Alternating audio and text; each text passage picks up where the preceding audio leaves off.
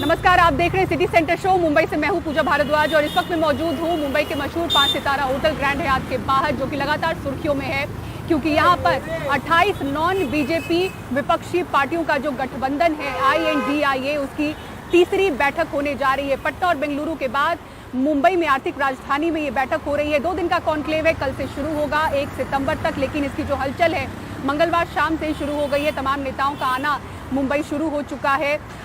150 से ज़्यादा प्रमुख नेता इसमें शामिल हो रहे हैं और ग्रैंड हयात जो होटल है, इस 5 सितारा होटल में 200 से ज़्यादा बताया जा रहा है कि कमरे बुक किए गए हैं और इस संख्या में ये नेता की मौजूदगी होगी कि ग्रैंड हयात के अलावा जो आसपास के होटल हैं वहाँ पर भी कमरे बुक किए गए हैं। और आसपास का इलाका आप देखें, 360 डिग्रीज अगर आपको हम दिखाएं मेरे कैमरा पर्सन के जरिए, तो आप देखें किस तरह से पोस्टर से ये पूरा इलाका पटा पड़ा है। और न सिर्फ ये इलाका बल्कि आसपास भी INDIA जो गठबंधन है उसके पोस्टर्स यहाँ पर लगे हुए हैं। तमाम नेताओं के स्वागत में 6 राज्यों के मुख्यमंत्री इसमें शामिल होंगे। 150 से ज़्यादा नेता इसमें पहुंचेंगे। 28 पार्टियों का ये गठबंधन है। तो जो ये मीटिंग बैठक होने जा रही है, कॉन्क्लेव होने जा रहा है, उसका आयोजन महाराष्ट्र के महाविकास अघाड़ी गठबंधन के द्वारा किया गया है। जो प्रमुख 3 दल हैं, बताया जा रहा है कि उसके 6 लोगों को मिलाएं तो 18 लोगों की एक टीम बनाई गई है जो ये पूरी तैयारियों में लगी हुई है। लगातार जो नेता हैं इन प्रमुख दलों के यहाँ पर आकर तैयारियों का जायजा ले रहे हैं। तो उद्धव ठाकरे इस बैठक का नेतृत्व कर रहे हैं। उन्होंने कल स्नेह भोज भी रखा है जिसमें महाराष्ट्रियन खाना उनके लिए पेश किया जाएगा। इन तमाम नेताओं के पसंद को भी नज़र में रखा गया है। तो तमाम ये तस्वीरें आप तक पहुंचनी शुरू हो जाएंगी। किस तरह से इसका लोगो अनवेल किया जाएगा, इसी के साथ ही कॉमन मिनिमम प्रोग्राम क्या होगा उसे भी सामने रखा जाएगा। आज इस बैठक के पहले क्या कुछ हुआ उसके बारे में आपको आगे बताएंगे, लेकिन शुरुआत कर रहे हैं आज की एक बड़ी खबर से। दिल्ली से सटे गाजियाबाद की एक खबर है जहां एक हाउसिंग सोसाइटी में महिला सिक्योरिटी गार्ड के साथ रेप का मामला सामने आया है। घटना के 24 घंटे के भीतर ही पीड़िता की मौत हो गई, लेकिन जो आरोपी था वो घटना के दिन ही गिरफ्तार हुआ था। ऐसे में पीड़िता की मौत की वजह अभी तक साफ नहीं है। देखिए रिपोर्ट। दिल्ली से सटे गाजियाबाद की इसी हाउसिंग सोसाइटी में बीते रविवार 19 साल की महिला सिक्योरिटी गार्ड ने सोसाइटी के ही मेंटेनेंस मैनेजर पर रेप का आरोप लगाया। अपने सीनियर और सहकर्मियों को रो रो कर अपनी आप बीती बताई। फिर उसकी तबीयत बिगड़ गई और उसको पास के एक निजी अस्पताल में एडमिट कराया गया। वो आई, सही सलामत आई, यहाँ बैठी रही 1.5 घंटे। अच्छा। 1.5 घंटे बैठने के बाद वो अचानक से रोने लगी। फिर उसने अपनी घटना के बारे में बताया कि अजय सिंह ने मेरे साथ छेड़खानी की। हाँ। बस उसके बाद मैंने सीनियर को रिपोर्ट कर दी। अच्छा। सीनियर आया, सीनियर उसकी हालत खराब हुई, उसको हॉस्पिटल ले गया। गाजियाबाद के एक निजी अस्पताल में पीड़ित लड़की की हालत और बिगड़ गई। वो लगातार सांस लेने में तकलीफ की शिकायत कर रही थी, लिहाजा पीड़िता को दिल्ली के सफदरजंग अस्पताल में एडमिट कराया गया, जहां सोमवार सुबह उसकी मौत हो गई। लड़की के मौसेरे भाई का कहना है कि जिस अस्पताल में सबसे पहले उसकी बहन को ले गए थे, उन्होंने कहा था कि पीड़िता ने जहर खाया है। हॉस्पिटल्स के जो स्टाफ है उनका कहना है कि लड़की ने पॉइजनिंग खा लिया है। वहाँ पे भी वो कह रहे थे, सफदर वाले भी यही कह रहे थे कि वो पॉइजनिंग का सिस्टम है। लड़की की मौत के बाद परिवार ने आरोप लगाया कि पुलिस रात में ही मृतक लड़की का जबरन अंतिम संस्कार करवाना चाहती थी, जो परिवार की आपत्ति से रुका। हालांकि पुलिस आरोप को खारिज कर रही है। उसका कहना है कि एम्बुलेंस ड्राइवर गाड़ी लॉक करके ढाबे पर चला गया था, जिसकी वजह से गलतफहमी हुई। पुलिस के मुताबिक society maintenance manager Ajay Singh ने लड़की को रविवार सुबह 11:15 बजे अपने दफ्तर में बुलाया। 11:30 बजे लड़की उसके दफ्तर से निकली। इसको साबित करने वाले CCTV फुटेज मौजूद हैं। शिकायत मिलते ही आरोपी अजय सिंह को गिरफ्तार कर लिया गया था। सफदरजंग अस्पताल में जो मेडिकल हुआ उसमें किसी तरह की चोट के निशान नहीं मिले हैं। तबीयत खराब होने संबंधी जो चीज़ें हैं, जब ये पोस्टमार्टम रिपोर्ट हमारे पास आ जाएगा तो उसके और जो हॉस्पिटल के जो ऑफिशियल रिकॉर्ड्स हैं, ये जब हमें फॉर्मल तरीके से मिल जाएंगे, उसके पश्चात ही मृत्यु का कारण क्या है, तबीयत क्यों खराब हुई, ये स्पष्ट हो पाएगा। और डेफिनेटली जिस तरह का रिपोर्ट आएगा हम उसी तरीके से अपनी इन्वेस्टिगेशन कंक्लूड करेंगे। कुछ जो मेडिकल हुआ उसमें कुछ इंजरी वगैरह का पता चला, कुछ कहीं चोट लगी हो? नहीं, जो हमें जो मेडिकल इत्यादि देखा गया है उसमें कोई ऐसा इंजरी के मार्क्स नहीं है। 19 साल की लड़की, झारखंड के गिरिडीह के एक छोटे से कस्बे में रहने वाली लड़की, दिल्ली टीचर बनने आई थी, लेकिन समाज के बीच मौजूद शैतानों ने सब खत्म कर दिया। इस मामले में एक सवाल का जवाब अभी तक नहीं मिला है, वो ये कि लड़की की तबीयत अचानक इतनी खराब कैसे हो गई कि उसको अस्पताल में एडमिट कराना पड़ा, और आगे और इतनी ज़्यादा खराब तबीयत कैसे हो गई कि उसको दिल्ली के सफदरजंग अस्पताल में एडमिट कराना पड़ गया, जहां पर उसकी मौत हो गई। क्या वाकई लड़की ने जहर खाया जैसा कि उसका भाई दावा कर रहा है, या फिर कुछ और बात है जो अभी सामने आनी बाकी है? गाजियाबाद से अपने कैमरा सहयोगी एजे जोसेफ के साथ मैं शरद शर्मा, एनडीटीवी इंडिया। और यूपी के बरेली में बस रोककर नमाज पढ़ाने के आरोप में बर्खास्त कंडक्टर मोहित यादव ने ट्रेन के आगे कूदकर आत्महत्या कर ली है। परिवार का आरोप है कि वो बेरोजगारी से परेशान था। सौरभ शुक्ला की रिपोर्ट देखिए। 2 सवारी के लिए आप ये मान लोगे, ये मान लोगे? नहीं, ये कोई ज्यादा समय की बात ही नहीं है ये। यार भाई उनकी नमाज पढ़ रहे हैं, तो नमाज में यार क्या दिक्कत है यार हमको? यार हम भी यार हिंदू आदमी है, ऐसी हिंदू मुस्लिम वाली कोई बात थोड़ी है। बस यही गलती हो गई यूपी रोडवेज के कंडक्टर मोहित यादव से कि उसने 2 मुस्लिमों की गुजारिश पर नमाज पढ़ने के लिए 2 मिनट के लिए बस रोक दी। वीडियो जून 2023 का है, जिसमें मोहित वीडियो बना रहे कुछ यात्रियों को समझाते हुए नजर आ रहा है। ये कोई प्राइवेट गाड़ी नहीं है, यार भैया ये सही नहीं है। उनने चलो हम वो बात आपकी माना, उनने पहले ही हमें बरेली में कह दिया था कि वीडियो वायरल होने के बाद मोहित यादव और बस ड्राइवर को बिना नोटिस दिए परिवहन विभाग ने उनकी संविदा खत्म कर दी। नौकरी जाने के बाद अवसाद और आर्थिक तंगी की वजह से मोहित ने सोमवार को ट्रेन के आगे कूदकर खुदकुशी कर ली थी। उनकी पत्नी रिंकी ने परिवहन विभाग पर गंभीर आरोप लगाए हैं। उनका कहना है कि उनके पति को रोज बुलाया जाता था, लेकिन अफसरों ने उनका पक्ष नहीं सुना।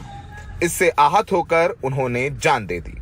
उनका कोई दोष नहीं था सर, और इस एक बस में एक यात्री बैठा था, उसने वीडियो वायरल करके मुख्यालय में पहुंचा दी। इसी कारण आरएम ने उनकी संविदा समाप्त कर दी। इसी क्रम में वो घर चले आए। मोहित घर में सबसे बड़े थे, वही पूरे परिवार का खर्च चला रहे थे।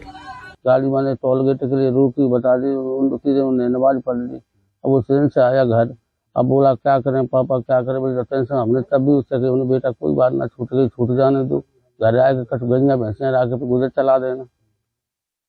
मतलब इसलिए बस टेंशन ही भरी रहती थी उसके। इस पूरे मामले में अब तक न यूपी के परिवहन विभाग ने कोई प्रतिक्रिया दी है और न ही प्रशासन ने। मोहित यादव को 17,000 रुपए की सैलरी मिलती थी, जिससे वो अपने 8 लोगों का परिवार चलाता था। 3 महीने से कोई काम नहीं था, कई जगह नौकरी के लिए कोशिश की पर हाथ नाकामी लगी। परेशान होकर के मोहित ने आत्महत्या कर ली। उसकी पत्नी का कहना है कि मोहित को सज़ा मिली कि उसने इंसानियत दिखाई और 2 मुसलमानों के लिए गाड़ी रोक करके उन्हें नमाज पढ़वा दी। बरेली और मैनपुरी से रणदीप और अरशद के साथ सौरभ शुक्ला, एनडीटीवी इंडिया। विपक्षी एकता के लिए बनी इंडिया की बैठक 31 अगस्त और 1 सितंबर को मुंबई में आर्थिक राजधानी में होने जा रही है। इस बैठक में विपक्षी पार्टियों में सीट बंटवारे के साथ साथ दूसरी रणनीति पर चर्चा होगी। और क्या कुछ होने वाला है इसमें बता रहे हैं हमारे सहयोगी सोहित मिश्रा अपनी इस रिपोर्ट में।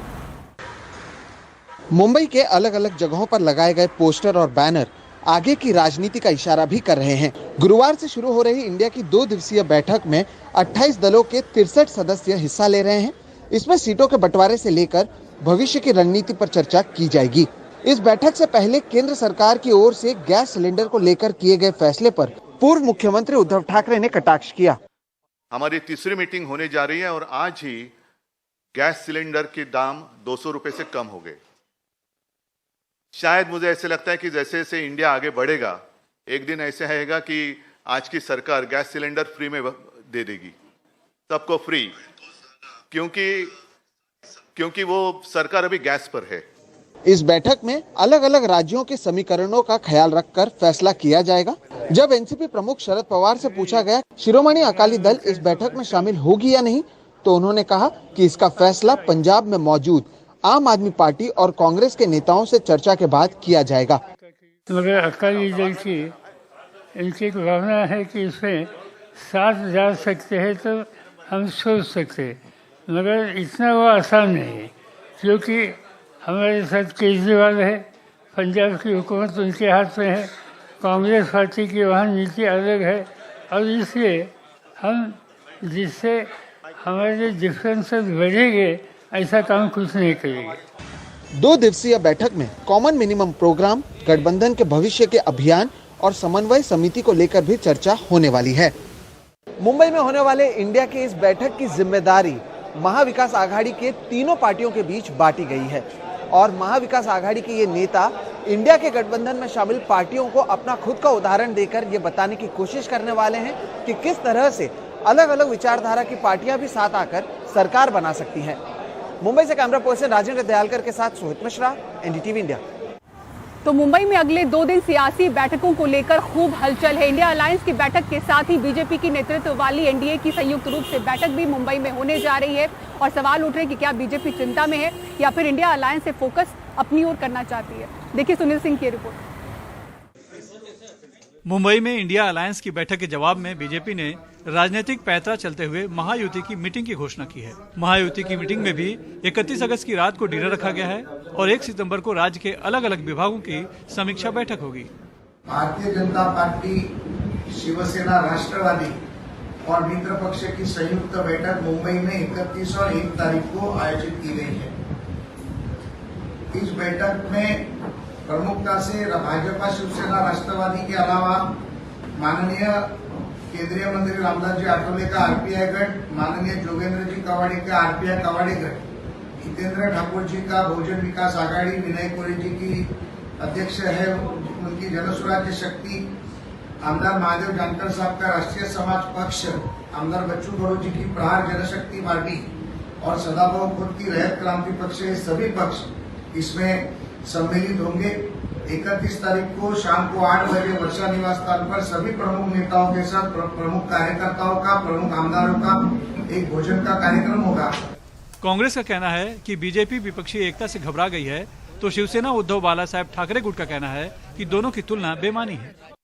डरे तो है, लेकिन अगर उन्हें सही मायने में कुछ करना रहता तो वो किसान के खेत पे जाते। आज अकाल है, आज आर्टिफिशियल रेन करना है नहीं करना है इसका सवाल खड़ा हुआ है। 30 दिन से बारिश नहीं है, दूसरी बार क्रॉपिंग किया गया है, तो किसान के सवाल जो खड़े हैं, जो एक एग्जाम नहीं ले पा रहे ढंग से, जो नॉन क्रीमी लेयर के सर्टिफिकेट के इशू को लेकर बच्चों को, सिलेक्टेड बच्चों को वापस भिजवाया जा रहा है, ये सारे समस्याओं की तरफ अगर ध्यान देते और किसान के खेत पे अगर खड़े दिखाई देते तो ज़्यादा अच्छा होता। हम भी उसका स्वागत करते। कहाँ एक महान सागर, कहाँ इंडिया और कहाँ महायुति। हम देश की बात कर रहे हैं और ये जो देश में जो आए हुए एक राजनीतिक एक अलग अलग स्तर की इतने सालों की उनका जीवन का बड़े पैमाने के ऊपर विभिन्न विभिन्न राज्यों में और देश में योगदान होने वाले नाम। अब ऐसी की तुलना अगर हम लोग ऐसे लोगों के साथ करने लगे तो कहाँ की राजनीति जारी है और कौन महायुति के नेता कौन कौन हैं, जो किस लिए गए, सत्ता कारण के कारण क्या राजकारण हुआ, क्या मानसिकता उनकी है, समाज में उनके प्रति क्या बातचीत होती है, मैं बताने की लिए जरूरत नहीं है। बीजेपी की इस कोशिश को इंडिया अलायंस की बैठक से मीडिया का ध्यान भटकाने की चाल के तौर पर देखा जा रहा है। लेकिन एक तरफ इंडिया अलायंस है जिसमें सोनिया गांधी, राहुल गांधी, नीतीश कुमार, ममता बनर्जी, अरविंद केजरीवाल, लालू प्रसाद यादव, फारूक अब्दुल्ला जैसे बड़े नेता और मुख्यमंत्री हैं, तो दूसरी तरफ सिर्फ महाराष्ट्र में महायुति के मुख्यमंत्री एकनाथ शिंदे, उप मुख्यमंत्री देवेंद्र फडणवीस और अजीत पवार प्रफुल्ल पटेल के साथ राज्य सरकार में शामिल दूसरे बड़े नेता होंगे। फिल्में वो चलती हैं इनमें कलाकार बड़े होते हैं, तो इस फिल्म में कलाकार को छोटे दिख रहे हैं, तो ये अगर उससे ऑपोजिशन के जो मुख्य आयोजन से अगर ध्यान बटाने की कोशिश है तो मेरे ख्याल से ये बहुत ज़्यादा सफल होने की उम्मीद करनी नहीं चाहिए। बीजेपी एक तरफ तो कहती है कि इंडिया अलायंस की बैठकों से उससे कोई फर्क नहीं पड़ता, फिर इस तरह के राजनीतिक पैंतरों को क्या कहा जाए? बीजेपी की चिंता या फिर मीडिया और जनता का ध्यान भटकाने का हथकंडा? मुंबई से कैमरामैन प्रवीण रोहित सा सुनील सिंह, एनडीटीवी इंडिया। मुंबई महाराष्ट्र के मेडिकल कॉलेजों में डॉक्टर की इतनी गंभीर तौर पे कमी है कि रेजिडेंट डॉक्टर्स विरोध पर उतर आए हैं। हजारों की संख्या में इन्हें इस बात का डर है कि इनकी ट्रेनिंग, इनकी पढ़ाई कहीं अधूरी न रह जाए। देखिए क्या है पूरा मामला। ये वो ट्रेनी डॉक्टर्स हैं जो अस्पतालों में सबसे पहले मरीजों का हाल परखते हैं, लेकिन इनकी ट्रेनिंग में बड़ी बाधा आई है। आर्थिक राजधानी के मेडिकल कॉलेजेस करीब 439 डॉक्टरों की कमी का सामना कर रहे हैं, यानी डॉक्टरों के 27% पद खाली पड़े हैं। ट्रेनी डॉक्टर सार्विक डे ऑप्थेमोलॉजी यानी कि नेत्र विज्ञान चिकित्सा विभाग के सेकेंड ईयर छात्र हैं। कहते हैं कि मेडिकल कॉलेजेस में प्रोफेसर की इतनी बड़ी कमी है कि इन्हें डर है इनकी ट्रेनिंग समय पर पूरी हो पाएगी या नहीं। कि मैं खुद सर्जिकल ब्रांच से हूँ, तो मैं बाकी सारे सर्जिकल ब्रांच के तरफ से बोल सकता हूँ कि जब ज़्यादा फैकल्टी रहता है, ज़्यादा एसआर लेक्चरर ये रहता है, तो उनके अंडर डायरेक्ट हम ट्रेन हो पाते हैं। अगर वो कम रहेंगे तो हमें उनके अंडर हम डायरेक्टली ट्रेन नहीं हो पाते। हमारा जो टर्न आता है, अगर समझो 10 रेजिडेंट डॉक्टर एक डिपार्टमेंट में, तो उनका ट्रेनिंग अगर उनके ऊपर 5 लेक्चर रहेंगे तो हर सेकेंड टाइम उनको टर्न मिलेगा। लेकिन अगर उसके जगह 5 की जगह 2 रहेंगे तो हर 5th टाइम उनको ट्रेनिंग मिलेगा। तो इससे आपका कितना सर्जिकल हैंड्स ऑन एक्सपोजर है वो आपका डिटरमाइन होता है कि कितने लोग आपके ऊपर है आपको ट्रेन करने के लिए। तो अगर जब वो कम हो जाए तो हमारा सर्जिकल हैंड्स ऑन कम होगा। अभी हमें सर्जिकल ट्रेनिंग अगर कम मिलेगा तो जब हम बाहर जाएंगे तो ऑब्वियसली हमारा जो लर्निंग कर्व है, सीखने का जो टाइम होता है, वो हमारा एक्सटेंड हो जाएगा। हमारा यही रिक्वेस्ट रहेगा गवर्नमेंट से कि आप जल्द से जल्द फैकल्टी काउंट बढ़ाइए। जितना जल्दी फैकल्टी भरेंगे उतना ज़्यादा पेशेंट के लिए हेल्प होगा, उतना ज़्यादा रेजिडेंट डॉक्टर्स के लिए हेल्प होगा।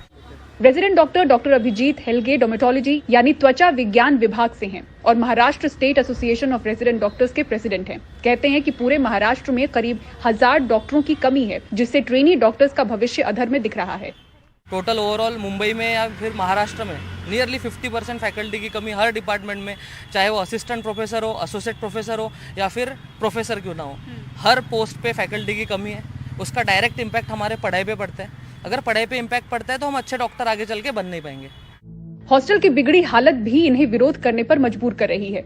ये जो हॉस्टल बने हैं ये लगभग 40-50 साल पहले बने, तब जितने सीट्स थे उनके हिसाब से दे वर सफिशिएंट, बट आज इतने ज़्यादा सीट्स बढ़ने के बाद ये जो हॉस्टल अपने पास है वो बहुत कम पड़ रहे हैं। हम जेजे की बात करें तो जेजे में लगभग हर साल 300 का फिगर हो गया, 300 रेसिडेंट डॉक्टर्स हर साल आते हैं, तो 3 बैचेस मिला के लगभग 800 to 900 रेसिडेंट डॉक्टर्स है, लेकिन उनको रहने के लिए अपने पास 400 to 450 से ज़्यादा रूम्स नहीं है। सो एक बहुत ज़्यादा मिसमैच है नंबर ऑफ रूम जो अपने पास अवेलेबल है और नंबर ऑफ रूम जो रिक्वायर्ड है।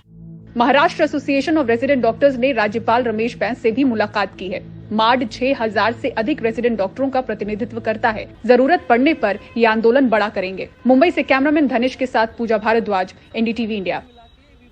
और आंध्र प्रदेश सरकार ने छात्र हो या फिर शिक्षक सभी को अपने मोबाइल फोन क्लासरूम में ले जाने पर रोक लगा दी गई है। दिल्ली के बाद आंध्र प्रदेश ऐसा दूसरा राज्य है जिसने यह कदम उठाया है। देखिए पूरी खबर।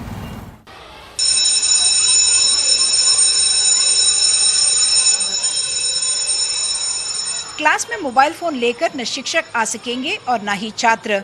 स्कूल आते ही क्लास के दौरान उनको साइलेंट मोड में रखकर अपने फोन प्रिंसिपल या हेडमास्टर के पास जमा करवाना होगा। As per the instructions of the government of AP school education, हमें जो निर्देश मिले हैं उसके मुताबिक क्लास शुरू होने से पहले सभी मोबाइल फोन जमा कर दिए जाएंगे। दोपहर में मोबाइल फोन वापस लौटा दिए जाएंगे। यही आदेश है और हम इसका पालन कर रहे हैं। Mobile phone this is as per orders we are I am following the orders of the state government. तर्क ये दिया जा रहा है कि क्लास में मोबाइल ले जाने का गलत असर पड़ता है। इससे छात्रों का ध्यान पढ़ाई से हटता है और वो अपने शिक्षकों की नकल मोबाइल इस्तेमाल करने में करते हैं।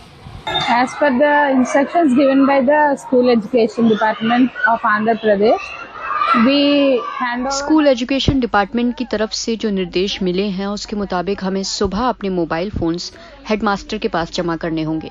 किसी भी तरह की इमरजेंसी अगर होती है तो हेडमास्टर हमें सूचित करेंगे। Permission to the HM and we taken the mobile phone. We hand over the mobile phone morning. If we have any emergency or if we get any emergency call, our HM will inform to us. राज्य सरकार ने UNESCO की global education monitoring report का हवाला दिया है और कहा है कि जब छात्र अपने फोन का इस्तेमाल नहीं भी कर रही होते हैं तब भी मोबाइल पास रहने से पढ़ाई लिखाई पर ध्यान लगाने में उनको परेशानी होती है।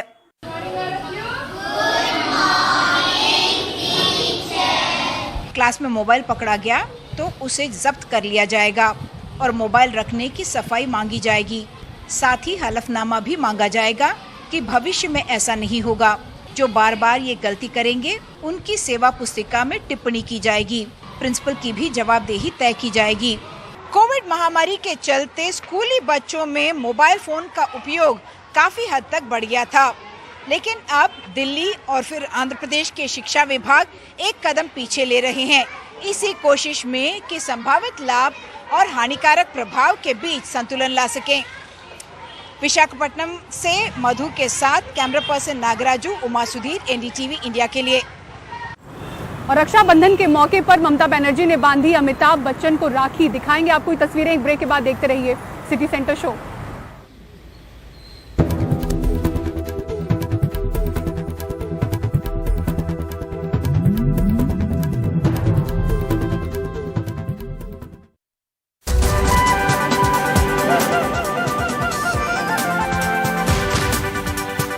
इंडिया गठबंधन की तीसरी बैठक के लिए ममता बनर्जी मुंबई पहुंच चुकी हैं। मुंबई पहुंचते ही वो अमिताभ बच्चन के बंगलो जलसा में पहुंची और अमिताभ बच्चन को उन्होंने राखी बांधी। पूरे बच्चन परिवार ने ममता बनर्जी का स्वागत किया और परिवार के साथ जो उनकी ये फोटो है वो सोशल मीडिया पर वायरल हो रही है।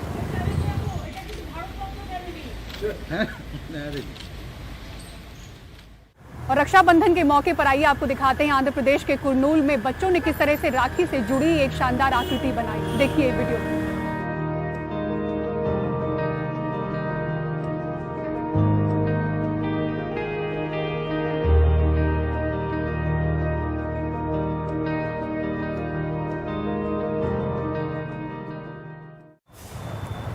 और आज सुपर ब्लू मून है, चांद कुछ ज्यादा ही चमकीला नजर आ रहा है। आर्थिक राजधानी मुंबई देखें, पटना या फिर लखनऊ, कुछ अलग ही नजारा आज चांद का नजर आ रहा है।